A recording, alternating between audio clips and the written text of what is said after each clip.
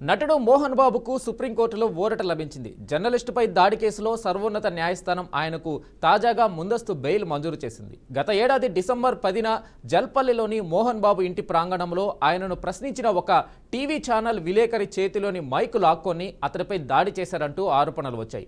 దీనిపై నమోదైన కేసులో ముందస్తు బెయిల్ కోరుతూ మోహన్ బాబు దాఖలు చేసిన పిటిషన్ను తెలంగాణ హైకోర్టు గత ఏడాది డిసెంబర్ 23న కొట్టివేసింది. ఈ ఉత్తర్వులను సవాల్ చేస్తూ ఆయన సర్వోన్నత న్యాయస్థానాన్ని ఆశ్రయించారు.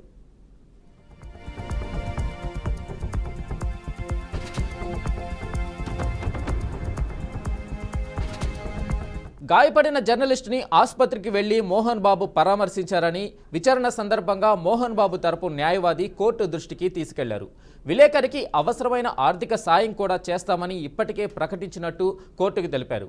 సీసీటీవీ ఫుటేజ్ లేకుండా చేసి ఇంటికి వచ్చిన వారిపై దాడి చేశారని, విచారణకు కూడా వెళ్లలేదు కదా అని ధర్మాసనం ప్రశ్నించింది. అలా వ్యవహరించలేదని న్యాయవాది తెలిపారు. ఇది పూర్తిగా ఒక కుటుంబానికి సంబంధించిన విషయమని తెలిపారు.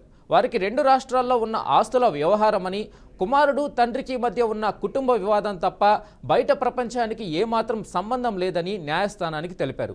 ఒక యూనివర్సిటీ విద్యా సంస్థలకు సంబంధించి తప్ప మరేమీ లేదు అని న్యాయవాది ధర్మాసనం దృష్టికి తీసుకెళ్లారు.